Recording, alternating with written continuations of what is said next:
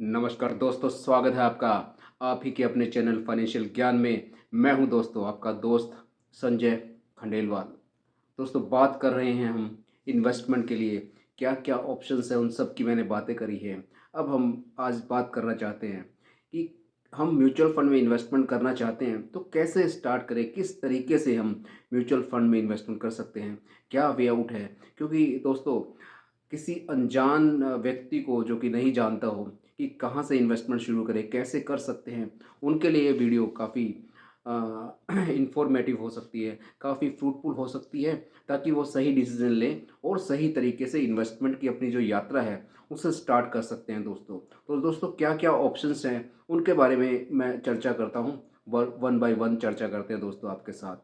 तो दोस्तों, पहला ऑप्शन है, आप किसी भी म्यूचुअल फंड के ऑफिस में जाकर उनके जो आरएम हैं उनसे मिलकर, उनसे बात कर कर आप अपनी इन्वेस्टमेंट की यात्रा स्टार्ट कर सकते हैं। उनसे डिस्कशन कर सकते हैं आप अपने गोल्स के बारे में, क्या क्या आपके गोल्स हैं, क्या क्या तरीके हैं, कितने टाइम के लिए आप इन्वेस्टमेंट करना चाहते हैं। उनसे बात करके, डिस्कशन करके आप एक अपना इन्वेस्टमेंट स्टार्ट कर सकते हैं। दोस्तों, दूसरा ऑप्शन है कि हम अगर इंटरनेट यूज़ कर रहे हैं, अगर हम थोड़े डिजिटली स्ट्रॉन्ग है, तो हम उनकी वेबसाइट जो है, एएमसी जो एसेट मैनेजमेंट कंपनीज़ है, म्यूचुअल फंड कंपनीज़ है, उनकी वेबसाइट पर जाकर भी अपनी इन्वेस्टमेंट यात्रा स्टार्ट कर सकते हैं।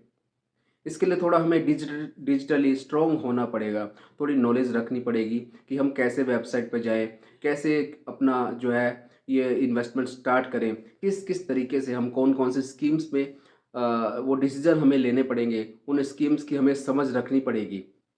क्योंकि अगर आप ऑफ़िस जाएँगे और डिजिटली करेंगे, दोनों में डिफ़रेंस क्या रहेगा दोस्तों? यही डिफ़रेंस होगा कि ऑफ़िस में अगर आप जाएँगे तो उनका जो आरएम है, रिलेशनशिप मैनेजर है, वो आपको स्कीम्स के बारे में इन डेप्थ नॉलेज देंगे। जबकि यहाँ पे ऑनलाइन में आप अगर करेंगे तो आपको इन डेप्थ नॉलेज खुद सर्च करनी पड़ेगी।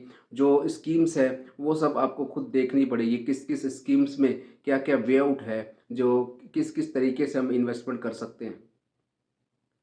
तो बेटर क्या है, एडवाइजेबल क्या है कि आप किसी एएमसी के ऑफिस जाएं और वहाँ उनके आरएम से, रिलेशनशिप मैनेजर से डिस्कस करें, इनके बारे में डिस्कशन करें, फिर अपनी इन्वेस्टमेंट की जो यात्रा है उसे स्टार्ट करें। अब दोस्तों, इसमें क्या है फ़ायदे और क्या नुकसान हो सकते हैं, पहले इन दोनों ऑप्शंस की बात करते करते हैं कि इनमें क्या फ़ायदा हो सकता है आपको और क्या नुकसान हो सकता है। दोस्तों, जब आप म्यूचुअल फंड के ऑफिस में जाते हैं तो हो सकता है आरएम जो है, रिलेशनशिप मैनेजर जो हैं, उनका भी बिजी शेड्यूल होता है।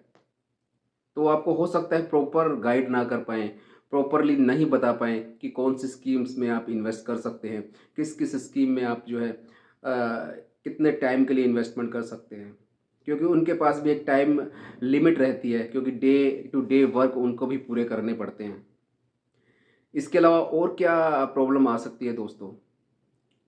जैसे म्यूचुअल फंड जो हैं वो नए-नए फंड्स लॉन्च करते हैं, जिसे कहते हैं हम एनएफओ कहते हैं। तो जो आरएम है, रिलेशनशिप मैनेजर हैं, उनके दोस्तों टारगेट्स होते हैं उन एनएफओ में ज़्यादा से ज़्यादा सेल्स लेके आने के। तो जब आप उनके पास अप्रोच करेंगे और उसी टाइम उनके पास कोई एनएफओ होगा, कुछ न्यू फंड ऑफर होगा, तो डेफ़िनेटली वो ट्राई करेंगे कि आपको नए फंड के थ्रू ही इन्वेस्टमेंट कराई जाए, नए फंड में ही कुछ इन्वेस्टमेंट स्टार्ट की जाए।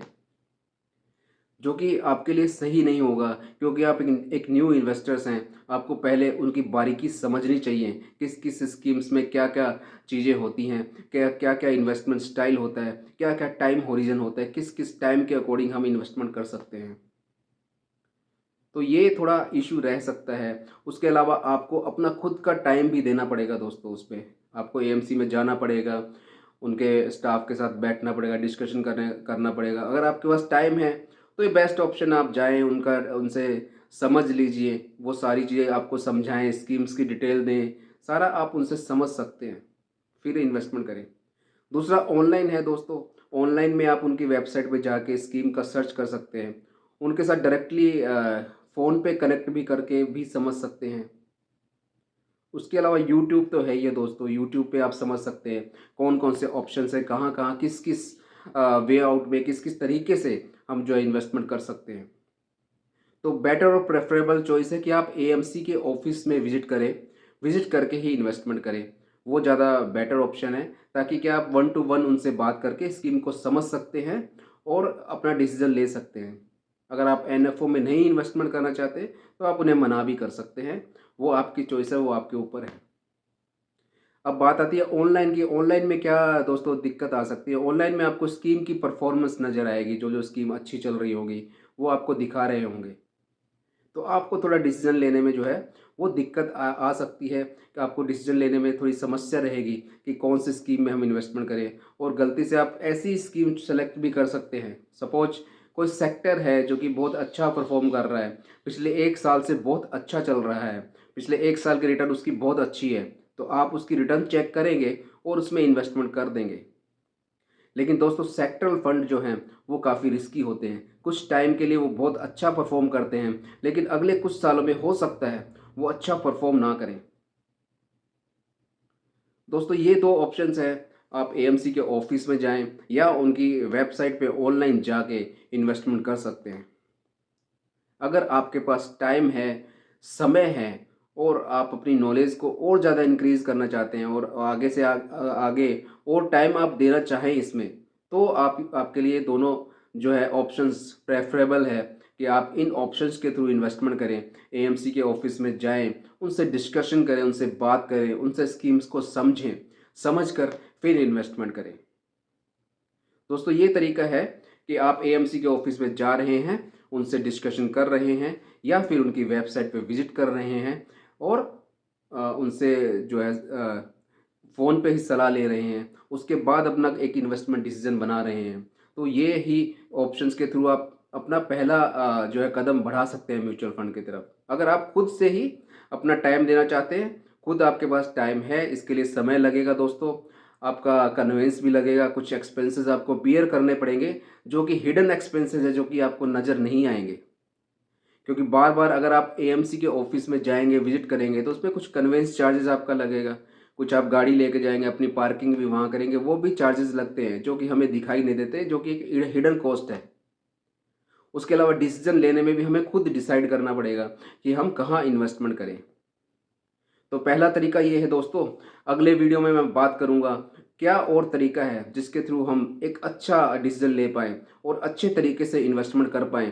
कोई हमें सलाह दे, हमें समझाए, अच्छे से समझाए, और हमारे अकॉर्डिंग, हमारे इनकम के अकॉर्डिंग, हमारे एक्सपेंसेस के अकॉर्डिंग, हमारे गोल के अकॉर्डिंग हमें जो है सलाह दे, समझाएं। ऐसे क्या तरीका है दोस्तों, उसके बारे में मैं आपसे अगले वीडियो में बात करूंगा दोस्तों।